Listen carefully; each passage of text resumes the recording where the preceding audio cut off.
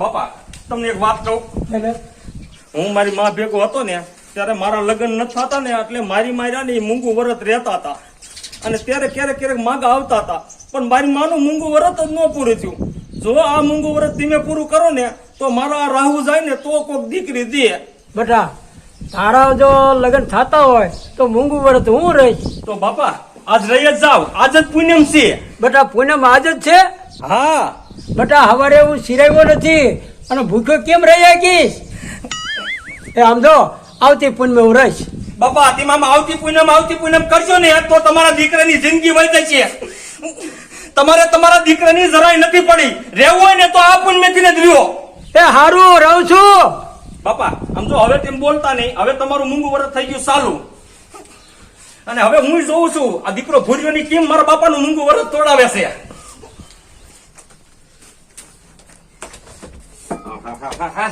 આજ પૂનમ છે, ઓલા દુલારામ ને કઈ ખબર નહીં હોય.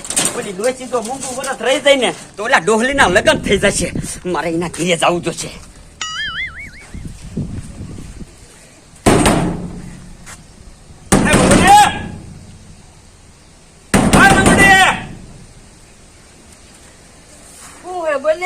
આમ તો તું આજ રહીને મારા બાપા વાતો કરવા ન જાતી.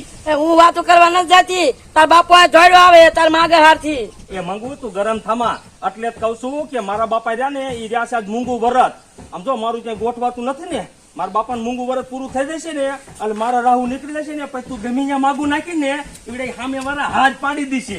પેલા તો તારી માં મૂંગું વરત રહેતા હતા. એ મારી માથી મૂંગું વરત પૂરું ન થયું ને એટલે મારા બાપાએ રહેવાનું ચાલુ કર્યું છે. એ હારું હારું તમે બાપ દીકરો વરત જ રીચો.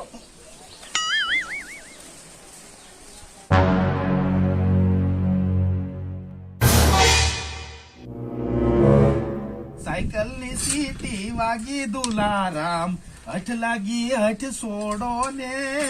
એ દુલારામ શું કરે? આ જો ને ભુરિયા, આ સાયકલ ની શેન ચડાવું છું. એ શેન એ સડી જાય છે પણ આપડી ખડી જાય છે. કા ભુરિયા? એ આજ છે પૂનમ. હા ભુરિયા, હું તો ભૂલી જ ગયો. ઓલી ડોશી આજ મૂંગું વરત રહે છે કા? હા એ ડોશી મૂંગું વરત રહી હોત ને તો સારું હતું. એ તો આપણે ગાયો ઘા તોડાવી નાખે. એ આજ તો ડોહો રહ્યો છે. હે ભુરિયા, તો હવે ડોલીને જાનું જોતે એનો બાપો તૈયાર છે, એનું વરત આપણે ન તોડી શકવી.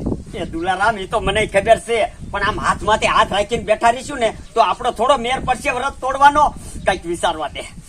પણ ભુરિયા, અત્યારે આપણે વિચારવા બેસું ને તો આપણી વાવણી એ નહીં થાય. અત્યારે વાવણી નું ટાણું છે. આય. વાહ ભુરિયા વાહ. હાય.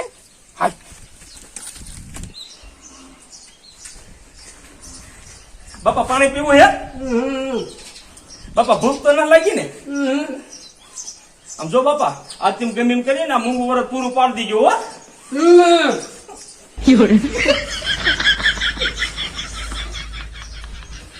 મારા બાપા મદદ થશે ને તો બોલીને બેસી જશે, પણ હવે એમને બતાવવા જ નથી.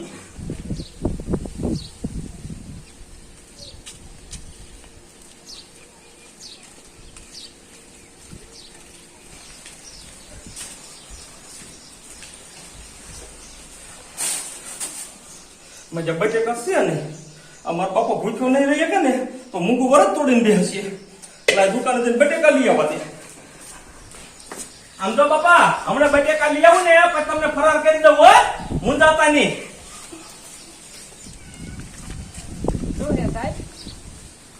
તો ખેડૂત છો? હા સાહેબ. શું નામ છે? રૈયા રામા. સર્વે નંબર શું છે? 16. Raiya Rama, survey number 16.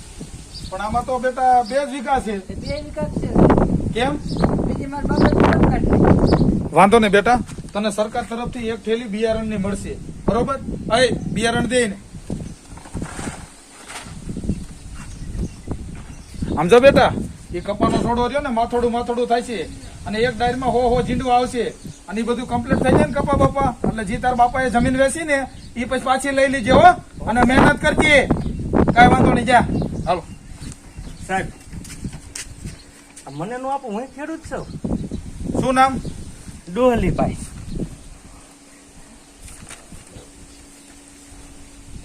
આમાં તારું ક્યાંય નામ જ નથી બોલતું.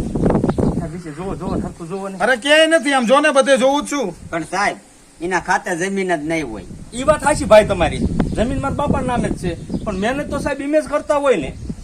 આ કોથરી રહી ને એ 1000 રૂપિયાની આવે.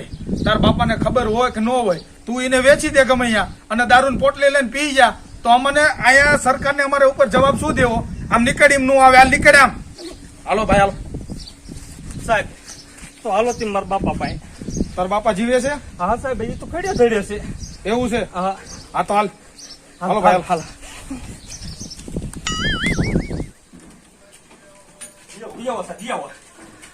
જો મારા બાપા બેઠા. આ કપાતર કિને લાવ્યો?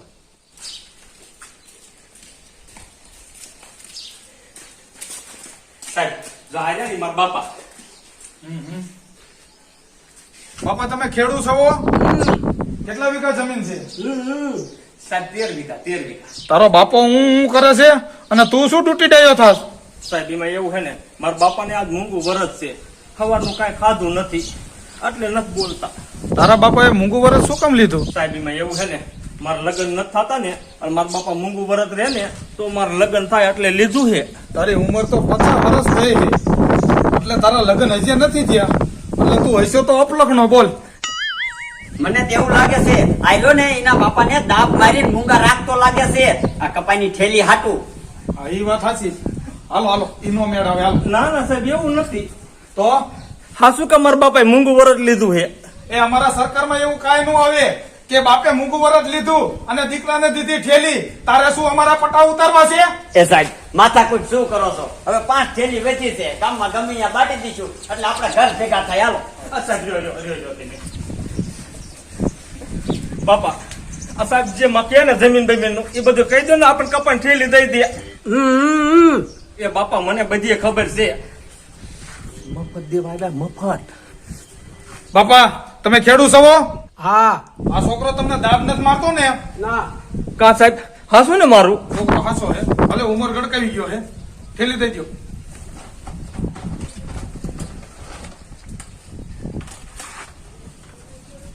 સમજો આ બી રહ્યું ને કપા થશે માથોડું અને વ્યવસ્થિત ખેતી કરજે એટલે આમ જો તારા ને તારા બાપાના બે ના લગ્ન થઈ જશે હો. હાલો.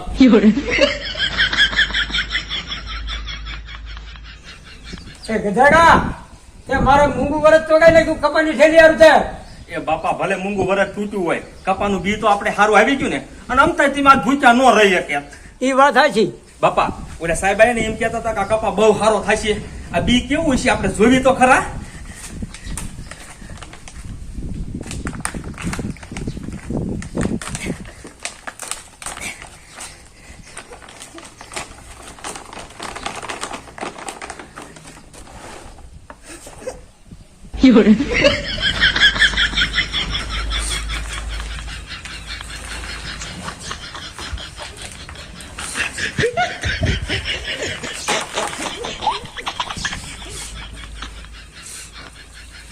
એ ગધાડા, આ બકરાના લીડા છે.